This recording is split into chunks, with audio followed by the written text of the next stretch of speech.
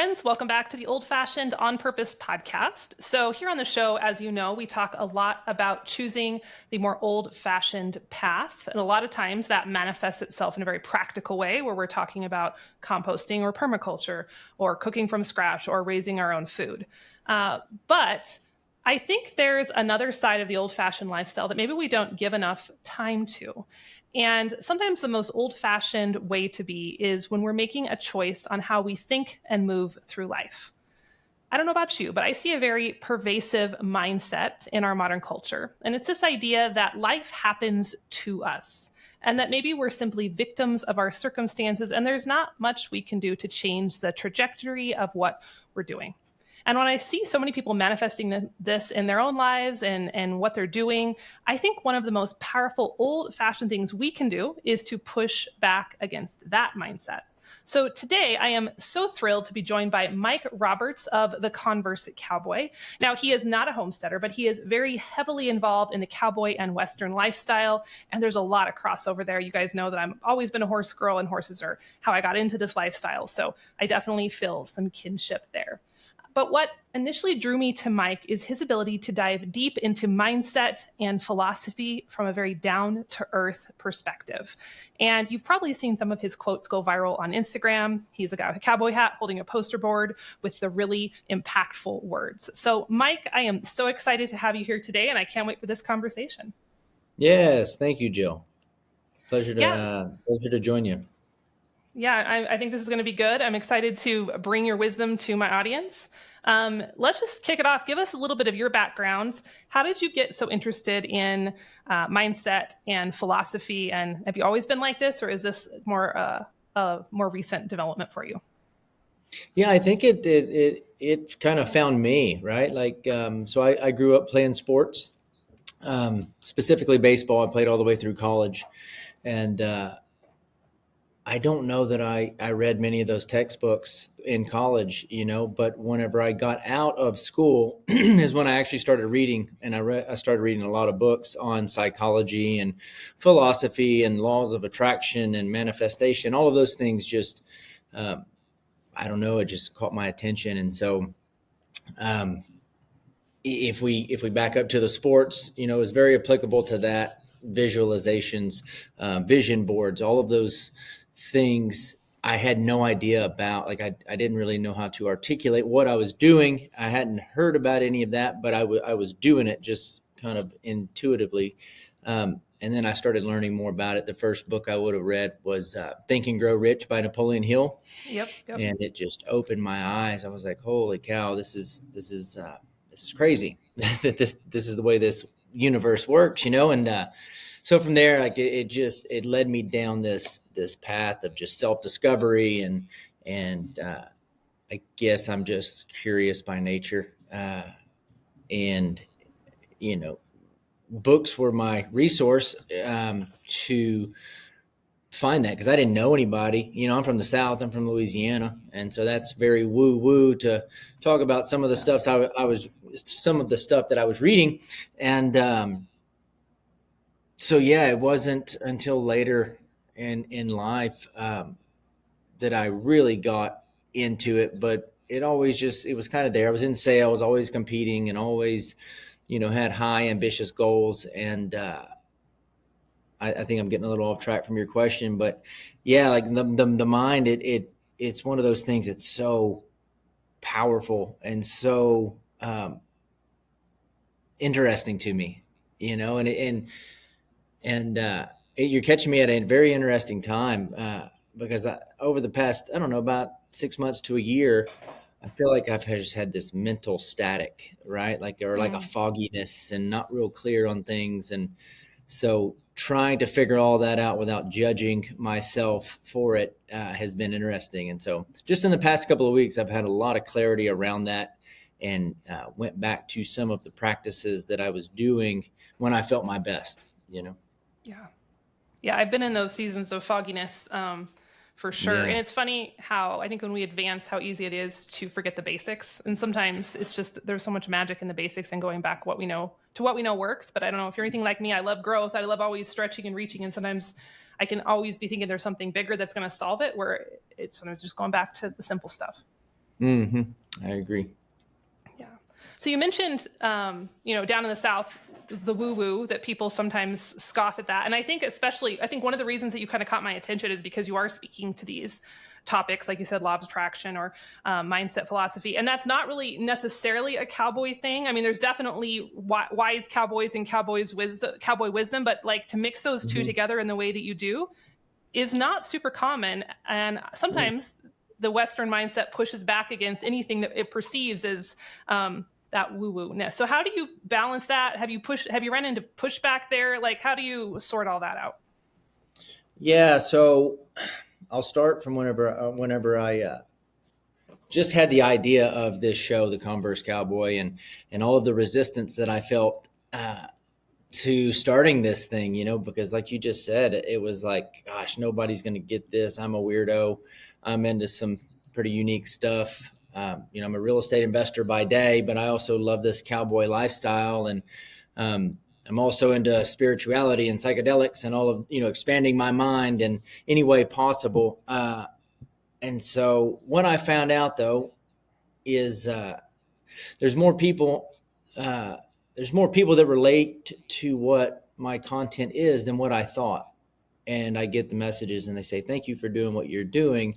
I thought I was the only one, and so by showing up and doing that, there is a community within a community that is seeking that stuff. And of course, yes, in any field there is, especially with the cowboy lifestyle, the horse world that I am in, whether it's the cutting horses, the cow horse, reining, um, there's those people that are going to push back and just not understand whatever it is that you're doing. And that's what I have learned is like, if you try to create something that everybody likes, you're going to end up creating something that nobody loves. Yes. That's not my quote. I don't know who said that, but it's so true.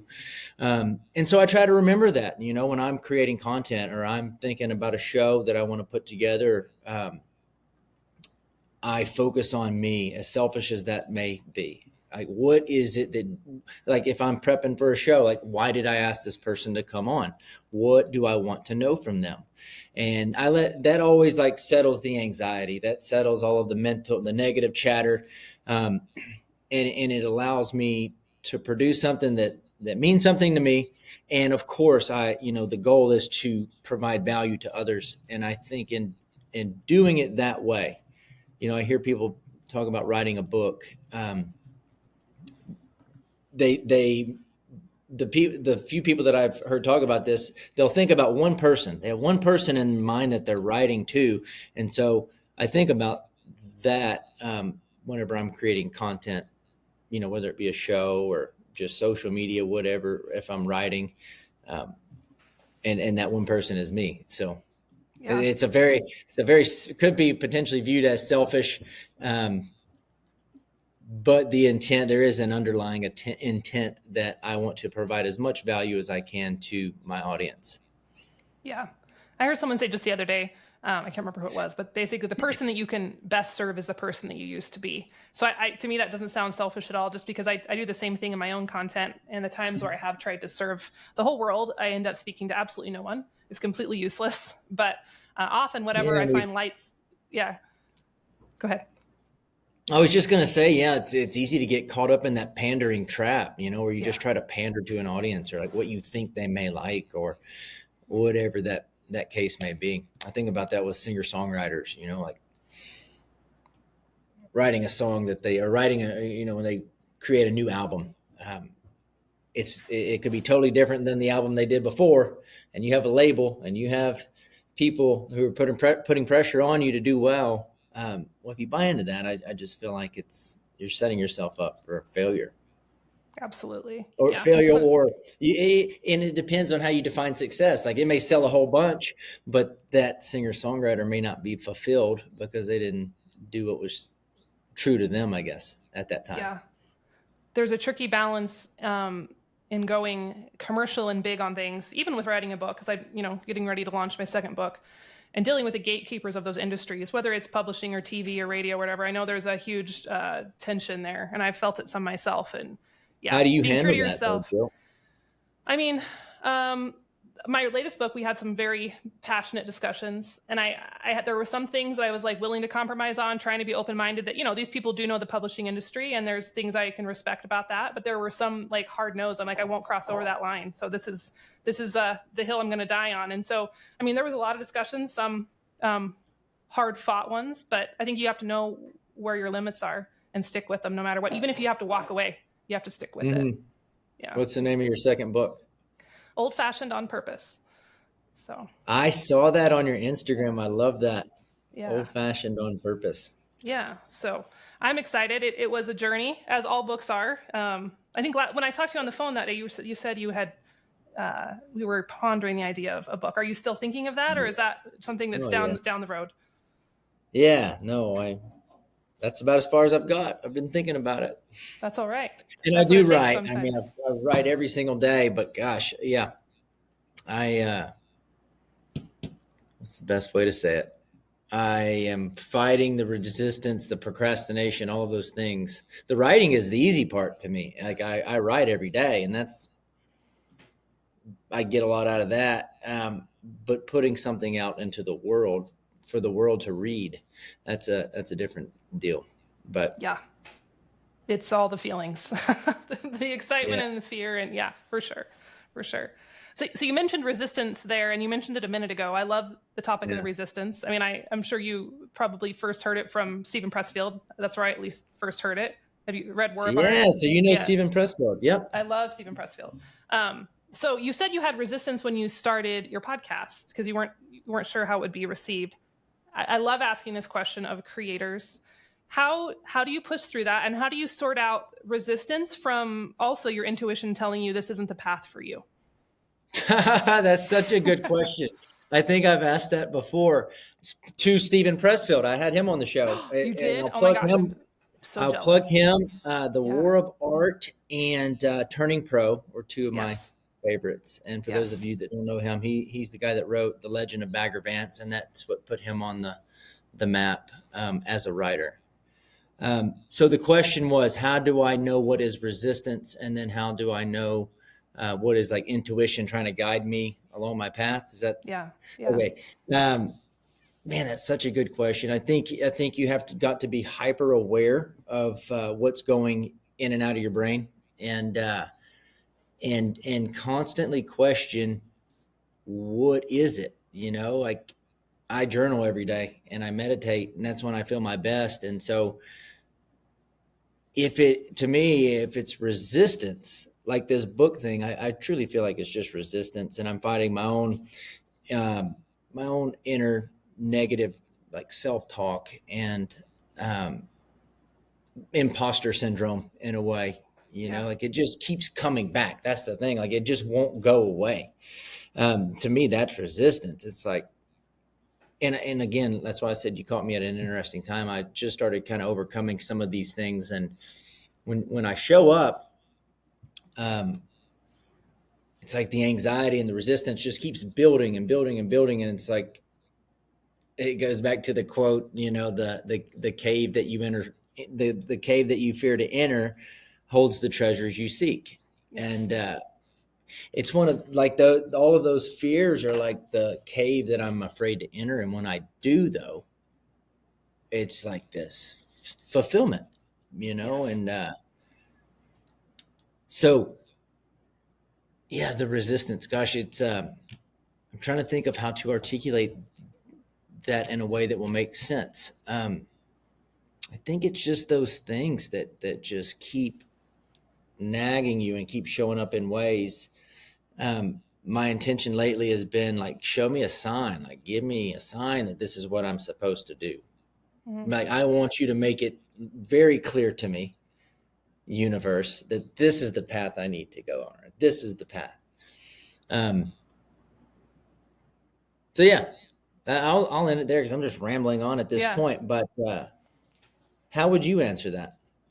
Oh, gosh, I don't know. Like I think you were trying to articulate. There's lots of different angles and things to consider there. I think one of the things I ask myself when I'm standing on the edge of, wanting to do something or not wanting to do it and trying to figure out, should I or shouldn't I, and is it right for me or not? As I ask myself, if I didn't do this thing, and I fast forward, 10 years, 20 years down the road, how would I feel?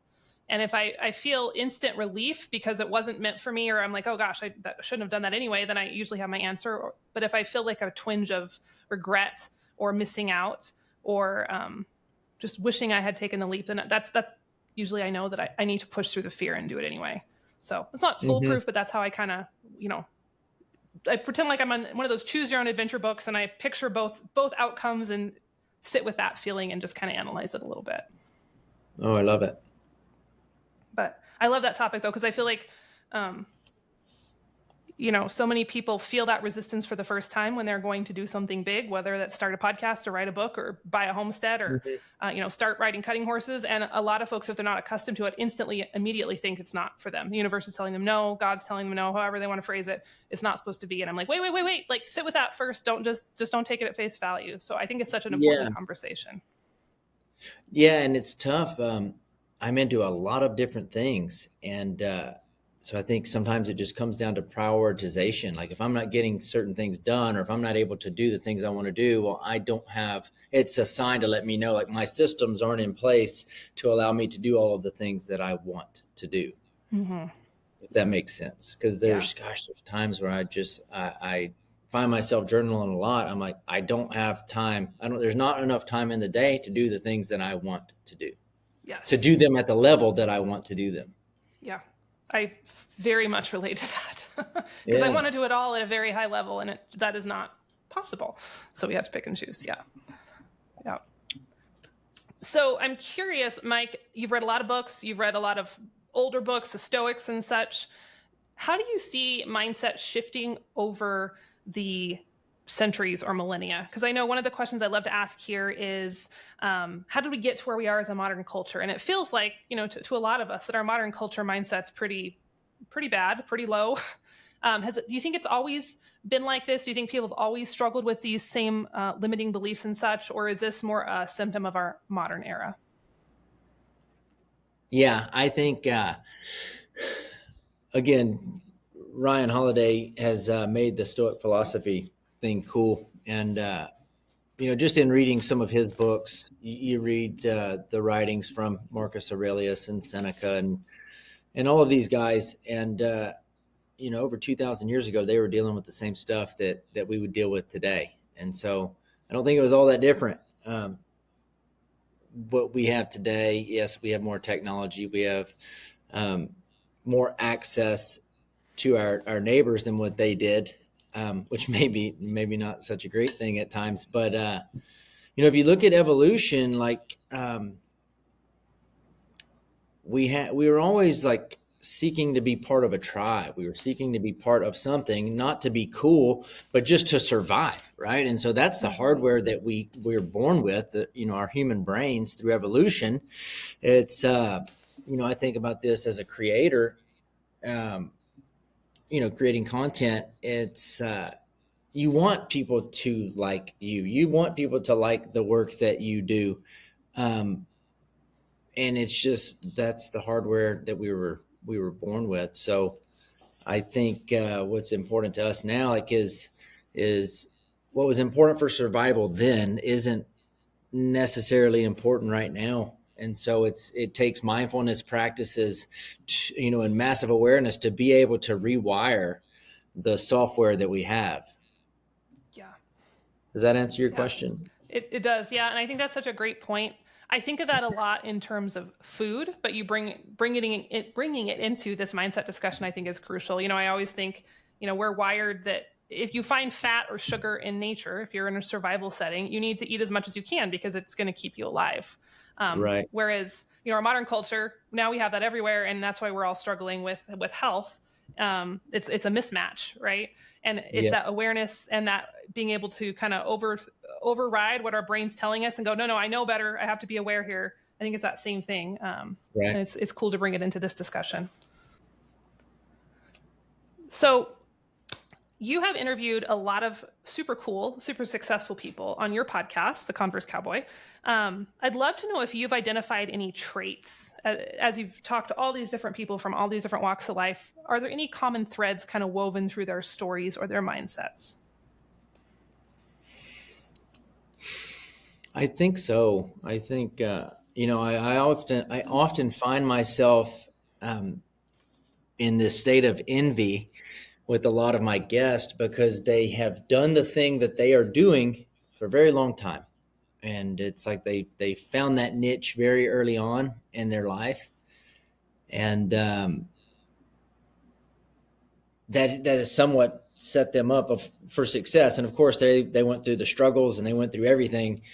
Um, it takes Stephen Pressfield. We brought him up earlier. Like that Mm-hmm. guy, if we'll have to listen to my podcast, not plugging my own show here, but It's okay. You can plug it. It's I good. think Plug he away. said in that interview that he didn't make a dime until he was 50. And, Mm. so he spent time, and I've heard him talk about it on other podcasts. He spent time picking apples on an apple farm and just he was a truck driver for a while, lived in his car and did all kinds of crazy things. But he still was doing the thing. He still showed up to write. Um, so I think that is just the common theme is like these people knew what they wanted to do and did not stop until they got it, until they did it. NQ, Mm. he's another one. He's one of the best modern day poets.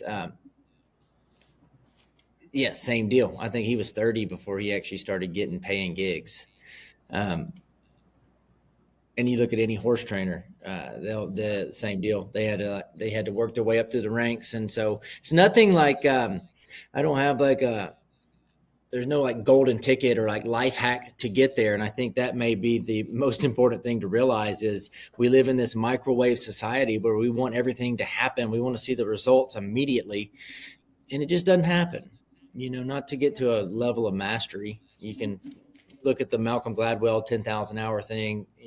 I don't know how true that is, but I do agree with it. The fact that it takes a very long time to reach, the black belt level of any field. So I think that would be Absolutely. it. Yeah, sticking with it. And it's not glamorous. And like we talked about a minute ago, it's just doing the basics sometimes over and over for a very long time. And then it starts to compound a little bit. Yeah, I wrote a quote down. I have my little quote notebook. I wrote one down the other day. It said, "Getting better is rarely as cool as you think it should be." Mm, It's amen to good that. because it Amen never to that. is. Yeah. It never Yeah. is as It cool. never Like is. outside looking in, and you look at other people and you see their path or their career, and you're like, "Oh man, that would be so cool to do that." And what I've learned, like after I've been able to spend some time with these individuals that I looked up to, it's like, oh man, like that's really not that cool. What you had to do to get like it. I wonder, a question I like to, or have been pondering to ask these guys is, could you do it again? Would you do it Ooh. again? Knowing what you know now. Yeah. That's a great question. Yeah. Do you ever find, I mean, I know you've experienced success in different arenas, if you will, literally and figuratively of your life. Do you ever, and you know what it takes, do you ever start something new and kind of look at that path ahead of you and go, oh my gosh, we're starting from scratch again? And you know what it takes, but there's still that kind of trepidation there.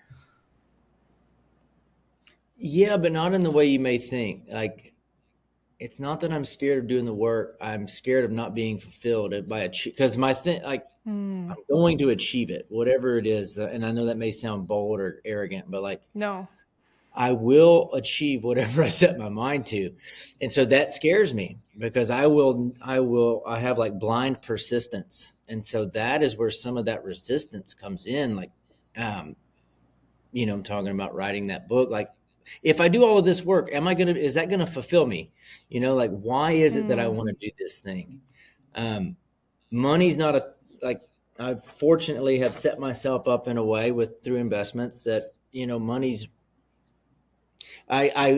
some people work to make money. I saw this quote the other day. I make money to work, and that's so true. Like that's the way I look at it at this point. Um,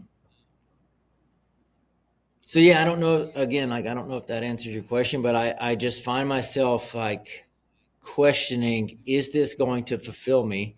And it almost leads, Jill. It almost leads to a state of apathy at times. It's almost Hmm. like not showing up to do it because I get caught up trying to analyze what it is that I want to do.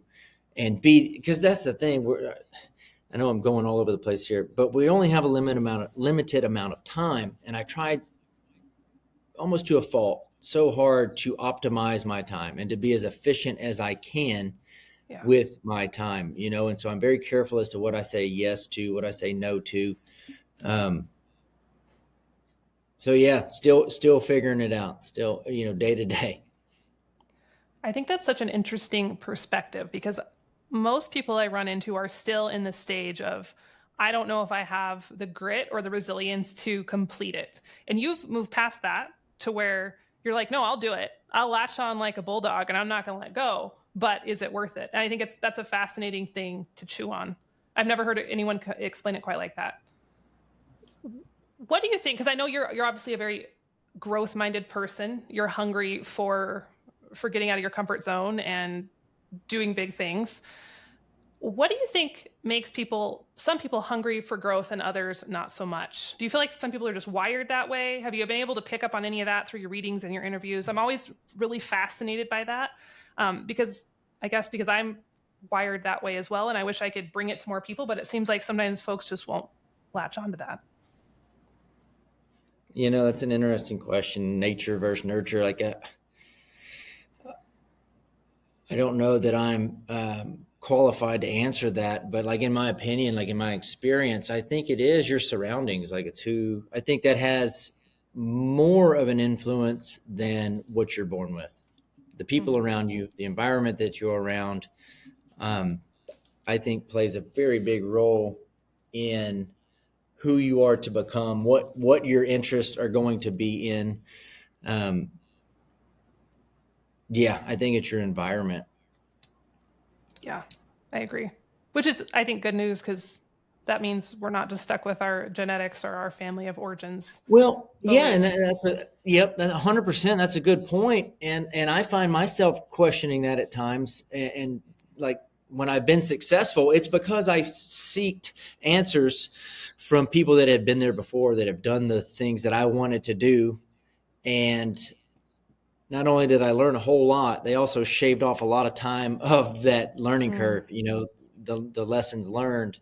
Um, I was able to shorten and make less mistakes than what I would have if I didn't seek that out. And so that's the thing I find myself doing now. It's like, well, if you want to do this thing, people, go find the people that have the answers, or the people yeah, that you want to learn from, the people that you want to spend time with. Go do that and see what happens.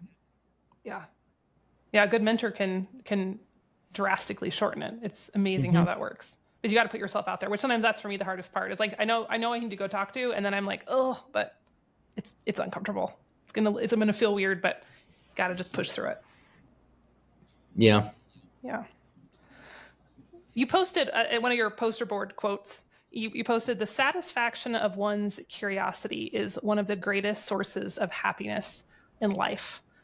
And I love that, because curiosity is a topic I've been chewing on a lot lately, especially with my kids. Like, how do I develop more curiosity in them? Um, do you have any thoughts? Because I know you're naturally a very curious person. You can see that coming through in all your content. I think that's part of what makes you so popular. Do you have any thoughts on how adults could develop more curiosity? I think that's another trait that's really absent in our culture. I'm always shocked at the Mhm. lack of curiosity in the people around me. What are your thoughts on that? I think it's like the social conditioning of, you get to a certain age, and now you have to do grown up things. Like, there should still, there in every one of us, there's a child, and like the curiosity of a child is very innocent. It's not jaded through life experiences Mm, or through trauma. Like, it's finding that inner child in you, and that may sound like a cliche answer, but I truly, no, I believe it. I believe that. Find your inner child and get curious. Like, I don't know, that question just seems foreign to me, because that's something I do not struggle with, is just yeah. curiosity. Like, I'm on the other end of the spectrum, like to a fault curious. asking all kinds of questions of myself, of this world, of work. How can I get better? Whatever it may be. Um, because I think that is what dictates our life, is the quality of the questions that you ask are going to dictate the trajectory of your life. I totally agree. Yes. How do you think people can learn to ask better questions? I mentioned earlier I was in sales, and so I wanted to become the best salesman that I could be. And so I constantly was reading books on sales, and with that comes psychology. With that comes question asking. And so ask open-ended questions: who, what, when, where, why. Don't ask yes, no questions. And this is like whether it's you setting up a journal prompt for yourself, or you're asking a mentor, or somebody that you want to get information out of. Who, what, when, where, why. Like those are that's at its most basic level, because that's going to get people talking, right? Mm-hmm. How am I supposed to do that? Like somebody tells you something, gosh dang, how am I supposed to do that? This is like a negotiation tactic. Chris Voss, Never Split the Difference. I don't know if you've heard of that book. Mm-hmm. That's Yep. a good that's a good place to start. And that is specific for negotiations, but it applies to everything in life. And so I think that's what draws me to the psychology and the question asking. Yes, it's beneficial for sales and business, but it's also just beneficial to become a better human. Yeah, absolutely. And How I would think you sometimes answer people, that, Jill? well, I don't know. I think sometimes people, and I know in my previous life, I didn't like to ask questions because didn't want to find the answer, right? Especially the bigger questions of what do I believe, and can this belief hold up? Or Mm-hmm. one question that I used to struggle with is I came from a really heavy religious background. I'm not involved in that anymore, but like, what would it take? What evidence would I need for me not to believe this anymore? Like, that's a really scary question. And when you start Right. to ask yourself that and look at that. And so ever since coming out of that world, I've become a huge fan of asking questions and digging deep, and also just being able to sit with the questions that don't really have super black and white answers, and being okay with that and being okay in the gray. So I just love Right. that topic because it's a newer one to me, in the last decade or so. And I love to hear Yeah. people's perspective on that.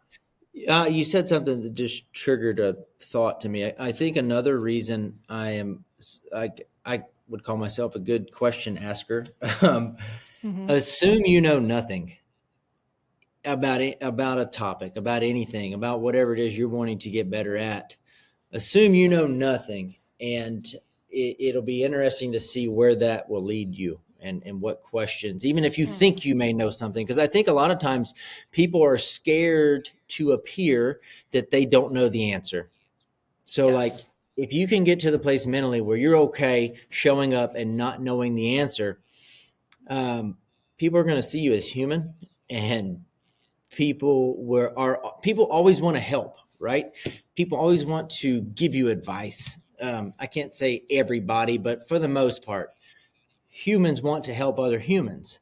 And so, um, a book I was reading, I think it was by Dale Carnegie, How to Win Friends and Influence Mm-hmm. People. The number one word in the human language, do you know what it is? No, what is it? The number one word used in the human language is I, because people love to talk Uh, about themselves. And sure. so you get somebody talking, start asking questions to people, they're going to want to talk about themselves. Again, just assume you know nothing. I think more can be learned through that. Um, and it's okay to appear like you don't know anything. Yeah. Vulnerability goes a long ways, even especially in the online world. I found when you're creating, I found sometimes just letting your humanness show through, people really respond well to that. They appreciate it. 100%. Look at comedians. If you Yep. really pay attention to it, and I look at things through a different lens, look at what comedians' content is. They're constantly throwing themselves under the bus, Yep. and because people can relate to what their jokes are, and so they're constantly calling themselves out on everyday things that we all go through and that we can all relate to. It's like have the ability to pull off the mask, because we all show up with these masks that we want to present to the public, to the rest of the world. And then we go home and then the mask comes off, and then the self-judgments and all of the things, that we deal with as humans come out. But in public, how do we do that? Like you just said it, like in a practice that I have, try to be more vulnerable, try to expose whatever it is that you're comfortable with revealing. And again, just see what happens. It's such a cool experience. It really is. And I find that it ends up helping you attract your actual tribe versus the tribe that likes you for the mask. As scary as it is And to it take the mask feels off. so much better. That's so true, Jill. I agree with you 100%. Yeah. Scary, but good. Good practice. Well, it's scary and uncomfortable at first, and then you get comfortable with it. Like anything that we do that is new, of course, is uncomfortable until it's not. Yeah, exactly. And then that's when you start becoming the new version of yourself. Yep. That's where the growth happens. The topic of mental toughness, I think that's a trait that we see kind of it's a dying trait in our modern culture more and more. It seems like many people of yesteryear had more mental toughness, although I'm sure there were plenty of exceptions and, both worlds happening there. I know you're a competitor. I know you read a lot. So what are your thoughts on developing mental toughness, and how can we bring more of that into our lives as modern people who live in a pretty soft world? Yeah. Tell me what you mean by mental toughness. I think just being able to be resilient and being able to get knocked down in whatever capacity and get back up and keep on trucking. Okay. Yeah, I think there is like this woke time that we're in. So I think there's a fine line. I'm going to be very careful, try to be very careful with my words here, because I feel like there are people that struggle with some mental health issues. And I want to be very respectful of that. At the same time, I think it comes down to like an honest conversation with yourself. And I've been journaling this week about this exact thing. And to have an honest conversation, to hold yourself accountable, all of that has to start with like a clear vision. You got to be very aware of what's going on, what is important to you, what are your goals and desires, and have respect. I wrote this morning. Have respect for the higher version of yourself, for the better version of yourself. You've got to have respect for that person, and really question what is it that they would want you to do. Like I think you mentioned it earlier, like the you in 5 years, what are they going to thank you for doing today? Yeah. And so that is mental toughness to me, like to be able to go through the struggles and the challenges and keep showing up when you get your teeth kicked in and you may fail and you may not be getting the results that you want to get. That's mental toughness, like to just keep showing up. And I will say this too, like there's a fine line, like holding yourself accountable, judgment. There's a line right here. Yeah. You get too far over here in this self-judgment, you're in self-doubt and imposter syndrome. It's debilitating. You're not going to do anything. You're not going to show up at all because you're just going to question everything. So yeah, but at the same time, if you don't have that honest conversation with yourself and you're not holding yourself accountable, according to the standards of your higher self, then you're not living up to your potential, and you're leaving opportunities on the table potentially. Yeah. And our subconscious knows when we're not living up to our potential. I think that's why so many people feel out of sorts, is they know that there is something else, they're capable of more, and they're not chasing that for whatever reason, lots of factors. But our body tells us, and we inherently feel it. Yeah. Yeah, I agree. And I did an interview with Steven Kotler. He is, I don't know if you've read any of his work, but one of those that I look up to and is an expert in the science of flow state. But yes. He said, yeah, we have this built-in bullshit detector And it goes both ways. Like if you're telling yourself you're a millionaire and trying to manifest all these things, yet you're working at Walmart and you're not really doing anything to make that dream happen. Well, your brain and body know that you're bullshitting yourself. So it goes Yes. both ways. Yes. Yeah. I think that's a great point. Yeah, Yeah. both ways for sure. Because you can't go too far the other way. It's good to have big vision and goals. And then we all know the blowhard people who just never stop talking. And you're like, you're not backing up anything you're saying. And that doesn't feel good to anyone, including themselves either. So, Yeah. Like definitely. I think it all starts with a thought. It all Yes. starts in our own brain, but I think when you can combine the two, and you can combine action with those manifesting thoughts, like that's when magic happens. And you do that over an extended period of time, the compound effect, kicks in. And that's really when you start to see some results. Yeah. Action. That's my language. You're speaking my language. Good old Yeah. messy, imperfect action. Yes, totally. So, well, our time has flown by. Just kind of a final curiosity question on my part that I think a lot of people also ask is a practical one. How do you find time to read so much? I know it sounds like you're reading quite a bit. I think that's fantastic. Do you have any tricks for making that happen? Yeah. Wake up early. There we go. Just wake up earlier. There it is. Okay. Yeah. I mean, I'll elaborate a little bit. When I really started to read a whole bunch more, I was doing the pharmaceutical sales thing, and I thought I was killing the game. I was waking up at 6 in the morning, and I thought I was really doing it. And then a friend of mine, she was a nurse, or it still is a nurse practitioner, and she would tell me about mornings. She'd wake up at 3 to do her charts and do all these Wow. things. I'm like, oh my God, that's so crazy. You're a badass. And so Yeah. I worked my way up to that, like I would just wake up 30 minutes earlier, and I was amazed at what I could get done by just waking up 30 minutes earlier. And so 5:30 became 5 became 4:30. Now I get up at 3:30. Wow. Most And are you every reading, or do you have a routine with other I things do in have it? a routine, and I hesitate to even say that because I don't want to sound like one of these gurus that tries to pitch this 4-hour morning routine. Sure.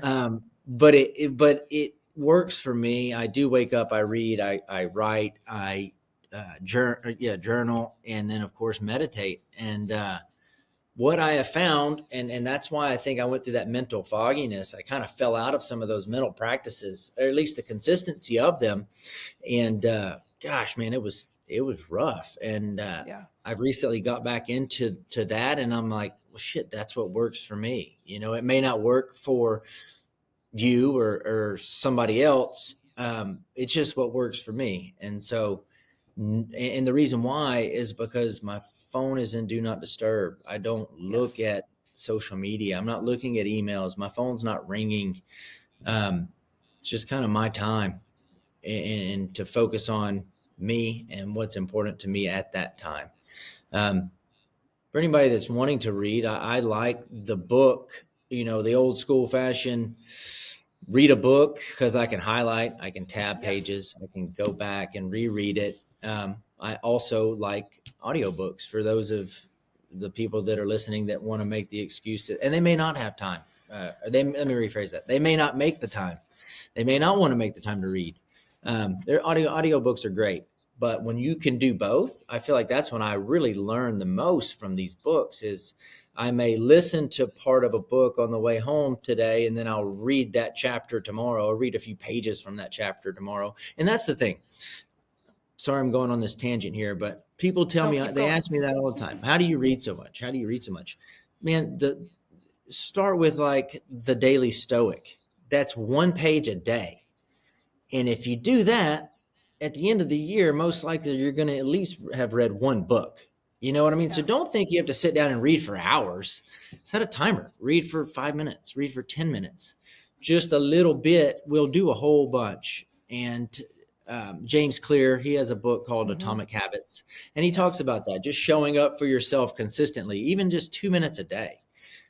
What you're doing is you're creating the habit of what you want your day to become, what the habits that you want to implement on a consistent basis. And so, um, Yeah, I try to do that, and that's what I would recommend it for anybody that's wanting to read. And I guess the deeper question to ask is why. Like, why do you want to read? And get that answered. And if your why is strong enough, you'll show up to read. Exactly. Yep. You'll make the time. Yeah. Yeah. I kind of hate it when people ask me this question, but I'm going to ask you this question just for fun. Do you have a favorite book, or does it just depend? Or do you have many favorite books? I do. It just, I guess, depends on what I'm, um, wherever my mental state is at that time. Yeah. What about like, I was going to ask here, how about this? I'll give you like a few that really helped me out when I was in a dark place. Will that work? Awesome. That's great. Yeah. So, A Man's Search for Meaning by Viktor Frankl. Oh, He's a so good. Holocaust survivor. Have you read that one? Yeah, I have. So good. Yeah. So that was one. The Way to Love by Anthony DeMello. That's Mm, another one, and that's about attachments. And the things in our life that are outside of ourselves that we attach to, and um, that we give the power of like our own happiness to. So yeah, the Way to Love, Awareness is another one by Anthony DeMello, and then the Four Agreements. I think Don Miguel Ruiz wrote that one. Um, I want to mention Dr. Joe Dispenza wrote "You Are the Placebo." That's a good one, and yes. that one goes in line with the one I mentioned first. How to, gosh, what was the one? Think Man's and Search Grow for Rich. Meaning. Oh, Think Think and and Grow Grow Rich. Rich Okay. by Yes. Napoleon Yes. Hill. Very Yep. similar concepts. However, Joe Dispenza gives like some science behind it. He's able to put some data behind um, the laws of attraction. Yeah. Awesome. And then, of course, the one Awesome. I just mentioned, James Clear, Atomic Habits. That's a good one. Yes, that one is breaking all the records and dominating continually. It's a good one. What about you? What is your answer? What is your favorite book? Oh, I don't know. It depends. It depends on the season. I think right now I'm really. Have you read any of Wendell Berry? Are you familiar with him? I don't think so. He's written some fiction. I prefer nonfiction generally, but he speaks a lot to just connecting with nature and our societies drift away from that and how we can come back in that regenerative agriculture view. But I don't know. There's something about him. It's just he just speaks to me. So he's who Wendell I'm. Berry. I just wrote it Wendell down. Berry. Yeah, I think you'd like him. He's got that heart of a poet, but he has philosophy in there too. He makes my heart happy when I read him. So Sweet. yeah. Well, Mike, this was awesome. Thank you for getting deep with me. This was such a treat. Yeah. Can you remind the audience where they can find you, your podcast, your socials, all those places where they can connect? At the Converse Cowboy. I think that's what it is on just about every platform. So Awesome. And your podcast is The Converse Cowboy. And y'all, even if you're not a horse person, you'll get a ton out of his episodes. So definitely add it to your list of weekly listens. Thank you, Mike. This was such a pleasure. And I hope to chat with you again soon. of course, thank you for having me on, Joe. I truly enjoyed it.